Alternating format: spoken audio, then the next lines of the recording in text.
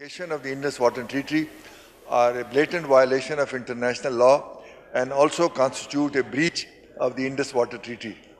Threats of water war are a part of a military, economic and diplomatic campaign to build pressure on Pakistan in the wake of our efforts to expose Indian savageries in the Indian-occupied Kashmir since July 8, 2016. The treaty is of indefinite duration and was never intended to be time-specific or event-specific.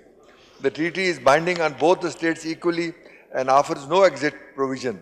There is an arbitration mechanism provided in Indus Water Treaty to resolve the disputes related to the implementation of the treaty only.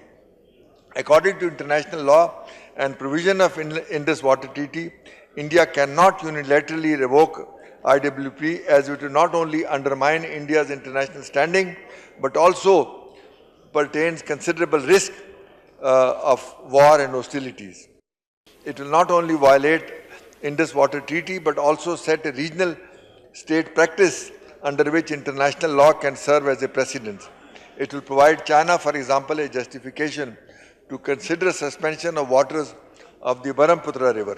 India has already damaged its credentials by even considering invoking IWP and disrupting water flows into Pakistan. Its revocation can be taken as an act of war or a hostile act against Pakistan. It is highly irresponsible on part of India to even consider revocation of the Indus Water Treaty. Unilateral revocation of IWP can pose a threat to Pakistan and its economy.